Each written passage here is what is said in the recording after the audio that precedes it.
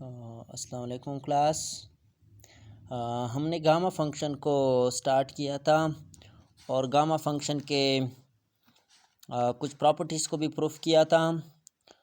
Gamma function की जो properties first है इनको भी प्रूफ किया था, गामा सेकंड प्रॉपर्टी को भी प्रूफ किया था और गामा थर्ड प्रॉपर्टी को भी प्रूफ किया था। आप लोग प्रीवियस लेक्चर से इनकी प्रूफ देख सकते हैं।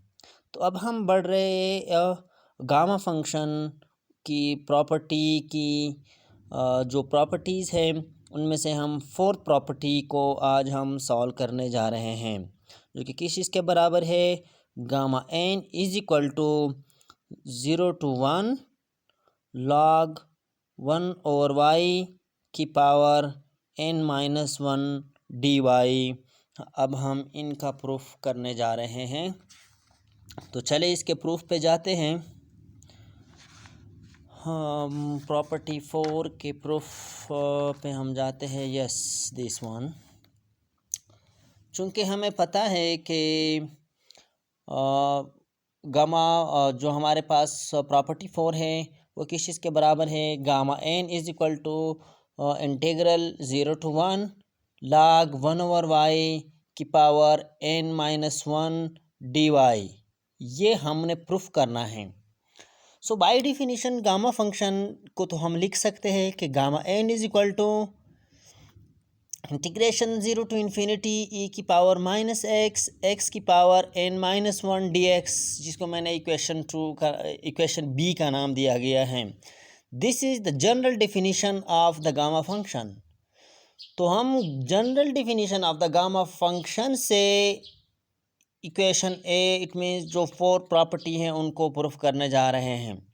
तो अगर मैं इक्वेशन ए और बी को कंपेयर करूं, तो हम इक्वेशन ए और बी को अगर मैं कंपेयर करूं तो मेरे पास यहाँ पे भी है n-1। तो जो जनरल डिफिनीशन है उनमें से भी है n-1 x की पावर n-1, और इक्वेशन ए में हमारे पास है log 1 over y की पावर n-1। तो log 1 over y की जगह अगर मैं एज्यूम करो कि वो x हैं, जनरल डिफिनीशन तो यही है। जनरल डिफिनीशन में जो पावर n-1 है तो किसका है, वो x का है। तो यहाँ पे log 1 over y की पावर जो है वो n-1 है। तो मैं एज्यूम कर रहा हूँ कि log 1 over y जो है वो मेरा x है। तो चलो मैं ले लेता हूँ कि log 1 over y, 1 over y को मैंने x ले लिया। फिर मैंने अगर मैं इस log को इज इक्वल टू से इस साइड पे ले जाता हूँ तो वो एक्सपोनेंशियल e की power x is equal to 1 over y। फिर अगर मैं इनको भी उलट करो, 1 over y है, इनको भी उलट करो तो ये भी उलट हो जाएगा। तो ये हमारे पास आ जाएगा y is equal to 1 divide by e की पावर x। तो ये इक्वेशन सी बन गया, क्योंकि हमने तो एज्यूम किया। मैंने पहले भी लेक्चर्स में आप लोगों को बताया था कि जब भी हम कोई चीज़ सब्स्टिट्यूट करें या हम एज्यूम करें तो उनके बाद हमारे पास लिमिट्स को चेक करना होगा कि क्या हमारे पास लिमिट्स चेंज हो रहे हैं या नहीं। तो इक्वेशन सी की हेल्प से हम लिमिट्स को चेक कर रहे हैं। अगर क्योंकि पहले हमारे पास डिफिनीशंस में क्या है, डिफिनीशन में हमारे पास तो लिमिट 0 to इन्फिनिटी है। अब हम देखते हैं कि क्या हमारे पास न्यू लिमिट्स जो हैं वो क्या बन रहे हैं।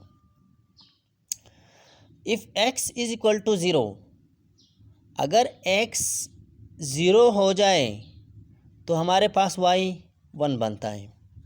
तो हमारे पास लिमिट्स तो चेंज हो गए कि अगर x 0 था, इसी कंडीशन में हमारे पास y क्या बन गया, y 1 बन गया। अगर मैं x इन्फिनिटी पुट करूं, क्योंकि हमारे पास जनरल डिफिनीशन में तो 0 है और इन्फिनिटी है, तो बाद में जब हम इनमें से पुट करेंगे कि क्या हमारे पास वही 0 और इन्फिनिटी को हम रखेंगे या लिमिट्स को चेंज करेंगे। अब इधर हमने देखा कि अगर x ये 0, अगर x 0 है तो y हमारे पास 1 बन गया। अगर मैं इन्फिनिटी है हमारे पास x इन्फिनिटी है तो 1 ओवर इन्फिनिटी 0। तो हमारे पास न्यू लिमिट जो है वो क्या बन गई है, 1 और 0। पहले क्या लिमिट्स थे? 0 और इन्फिनिटी था। अब न्यू लिमिट्स क्या बन गए? 1 और 0। तो चले आगे बढ़ते हैं। इक्वेशन सी में से की हेल्प से हमने तो लिमिट्स चेक किए कि हमारे न्यू लिमिट्स क्या होंगे? 1 और 0 होंगे। तो इक्वेशन सी को अगर मैं प्रोसीड करूँ, y इज़ इक्वल टू, ये डिनोमिनेटर में e की पावर 1 डिवाइड बाई e की पावर x है, ऊपर ले जाए तो माइनस x। तो डिफरेंशियल्स हम लेंगे, क्योंकि जब डिफरेंशियल लेंगे, क्योंकि इक्वेशन ए में हमारे पास dy है, तो हम बाद में जब पुट करेंगे तो उसमें है जो है ना ये हेल्प दे सकते हैं। तो y इसके बराबर, इसको ऊपर लिया, d इसका डिफरेंशियल ले लिया, dy e की पावर माइनस एक्स, फिर ऊपर जो पावर है उनका जब डिफरेंशियल लेंगे तो -1 dx मीन्स e की पावर माइनस एक्स, फिर ऊपर की क्या पावर की अगर हम डिफरेंशियल लेंगे तो -dx। इक्वेशन डी बन गया। अब ये जो हमने सब्स्टिट्यूट्स किए हैं, इनको जो हमारे पास न्यू लिमिट्स है और हमने जो एज्यूम किए हैं, इन सब को इक्वेशन बी में पुट करना होगा। इक्वेशन बी में इनको पुट करना है। तो इक्वेशन बी में जब मैं पुट करूँगा तो हमारे पास क्या बन जाता है, देखते हैं। इक्वेशन बी तो यही है, गामा एन अपनी जगह पे इज़ इक्वल टू, पहले लिमिट्स क्या थे? 0 to infinity.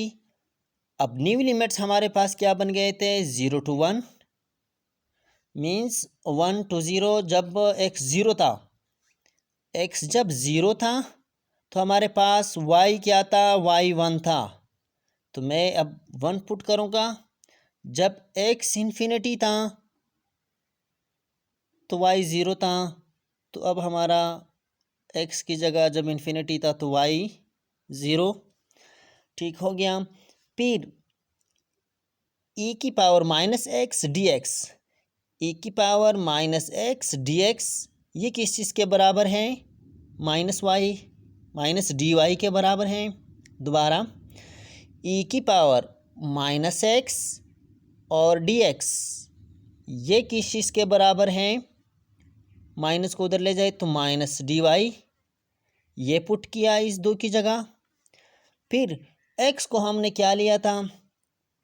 log 1 over Y, x की जगह log 1 ओवर वाई पुट किया और इसकी पावर n-1, ठीक हो गया। हमने प्रूफ तो यही करना है कि 0 टू 1, ये हमारे पास 1 टू 0 है। अब लिमिट्स को जब मैं चेंज करूँगा तो एक नेगेटिव साइन आ जाता है। जब मैं लिमिट्स को इंटरचेंज कर रहा हूँ तो अकॉर्डिंग टू इंटीग्रेशन रूल्स एक माइनस इस लिमिट्स को इंटरचेंज करने से आ जाता है, और वही माइनस ये माइनस डी वाई जो है इनको क्या कर रहे हैं? इनको प्लस किया, तो हमारे पास रिज़ल्ट क्या बन गया? log 1 ओवर वाई एन की पावर log 1 ओवर वाई की पावर n-1, ये डी वाई। तो ये हमारे पास क्या आ गया? रिक्वायर्ड प्रूफ ही हैं। तो हमने कुछ ज़्यादा कैलकुलेशंस तो नहीं किया है इनमें से। मैं दोबारा रिपीट कर रहा हूँ कि हमारे पास क्या है? Gamma n 0 to 1 log 1 over y n-1 d y, इनको प्रूफ करना था।